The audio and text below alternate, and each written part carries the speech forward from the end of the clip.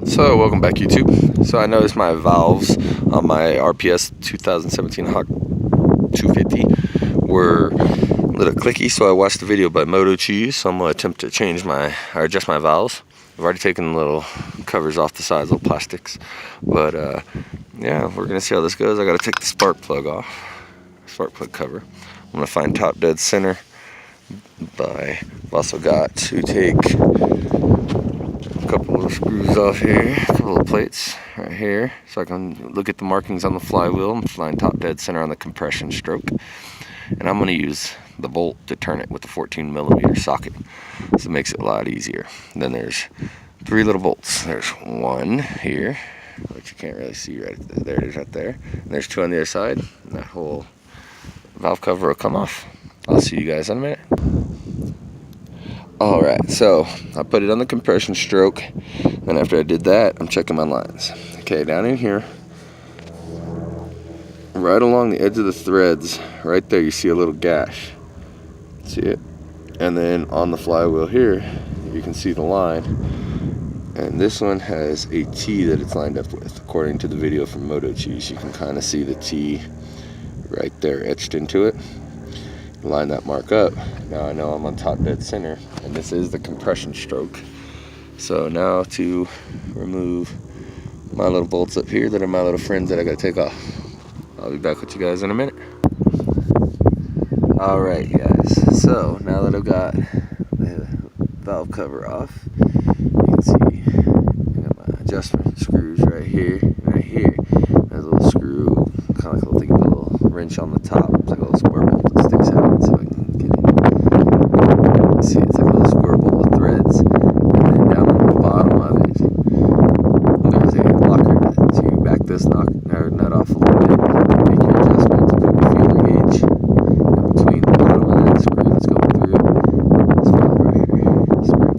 And then once you make that adjustment, you'll get in the right place. You'll tighten that bolt back down, make sure this doesn't move. Make your adjustment again, make sure it's right. You got your intake valve, and this one back here is your exhaust valve. And here is the valve cover. Sorry, the focus is out. And it comes with this little washer in here, this little O-ring thing, or gasket, sorry, it's been a long day. It's got these little tabs along the sides of them to help seat inside, so it makes a perfect seal in there and it holds itself in so you don't have too much trouble. So all I did was take the plastics off the sides, and motocheez had mentioned you don't have to take the tank off, you got room to work. And I was able to get the cover off with no problem at all. Just these 3 little 10mm bolts.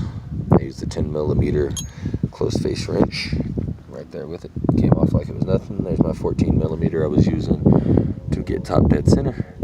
So I'll be back with you guys momentarily.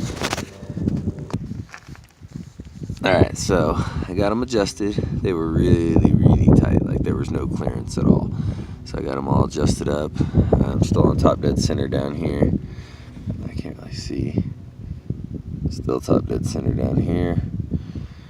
So now to put it all back together, I'm gonna start with putting this cap back on here so I don't drop nothing in there. I had the cap on, but I pulled the cap off right before I started the video just to make sure it was still top dead center. I didn't bump no shifter or nothing, or the kickstart I mean.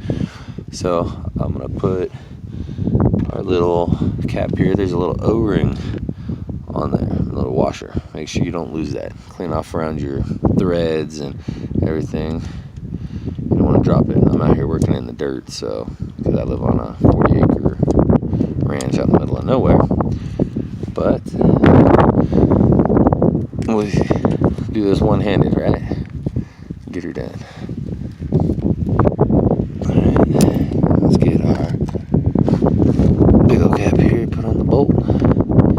So there's a little bit of oil in there, just a little bit right here. I don't know if they put it on there or what, but if any of you know why, let me know. I don't see anything leaking in there. I hope there ain't nothing loose because I have to pull all this off and change that. But this bike's pretty easy to work on, so if you're thinking about getting one, they're pretty simple if you have any kind of mechanical ability. There's enough videos, motocheez and a few other guys have some really good videos on all this. I'll be back with y'all in a minute.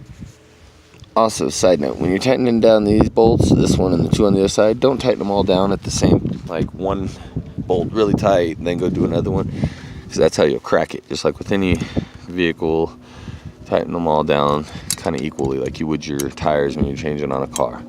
I usually do little, kind of like tight, like finger tight first, then I take the wrench a couple turns where it's kind of snug, and then I start going back across and doing them, because if you tighten them all down one at a time really tight, it puts a lot of weird strain and torque. You could bind something up, crack something, cause a leak. All right, I'll be with you in a minute.